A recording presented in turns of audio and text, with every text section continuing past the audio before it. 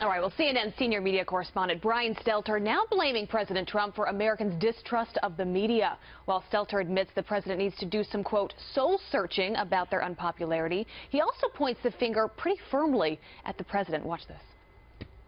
Partly, these are self-inflicted wounds over the course of decades, but a lot of the reasons for distrust of media has to do with politicians like President Trump telling people not to trust the media. We could do a better job telling our own story and explaining how this is real news, not fake news. But take a listen to this. Gallup polls have showed Americans' trust in the media has been dropping a lot for years, long before President Trump even came onto the political scene.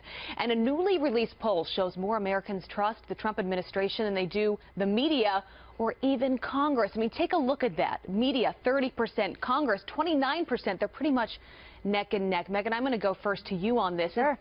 Are you surprised at all? I mean, when you look at much of the media today, and I've been saying this for a while, there's really not a lot of difference between the tabloids and the media. I mean, no one uses sources anymore. You look at even, we were talking CNN there, they used the cover of the National Enquirer last week, and it was a fake cover of the National Enquirer. I mean, are you surprised Americans have lost trust in the media? No, I haven't. And I think during the election, it was brutally showcased how disconnected so many people, especially so many journalists, are from average Americans. I remember having a conversation on this couch with you, Melissa, talking about the Ivanka Trump voter, the white college-educated mythical woman who they said would never vote for Trump, who ended up coming out in droves. And I remember people mocking you and I over that conversation. And I think if you want to come on television as a commentator and you want to talk about politics in America, if you don't know someone or you're not related to someone who voted for President Trump, you have absolutely no business doing it, because if you don't have the wherewithal to actually talk to Americans who live in the middle of the country, not in D.C., not in L.A., not in San Francisco, and I think part of the problem, especially with CNN right now,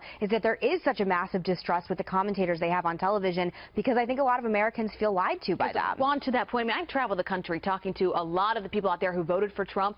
They feel like for years they have never had a voice. They've never had someone fighting for them, speaking for them, that the mainstream media has never spoken to them. And they are happy the president is fighting, whether you agree with his tweets or not. But there is this disconnect between what the media is saying and reporting on and how much the country is feeling about this time. Well, when I look at the numbers that you were citing there, I think, gosh, you know, 70% of the American people don't trust him or the media. These numbers aren't great for the media or him.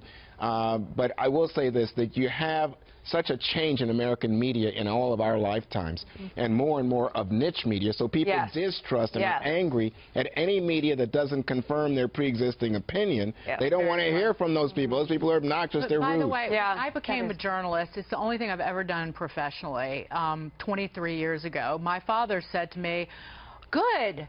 You're joining a group of people who have the least amount of trust among the American people on the planet, and you're going to be held in lower regard than a used car salesman. Good luck with that."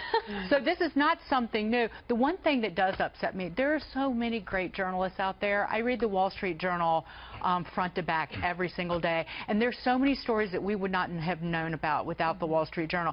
The ransom payment to Iran, the pallets of cash sent in the middle of the night, the blood testing company that was uncovered by basically this blood testing company that was well, let me just say a good word for journalists. Let me just tell you, in Mexico these days, they're killing journalists. We in America have in our Constitution protections for a free press because it holds people of power, including those who are corrupt or self-serving, to account.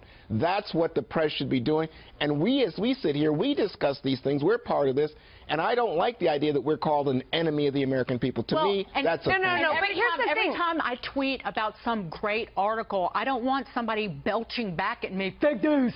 Because you know what? Read the article first, and then we can debate it.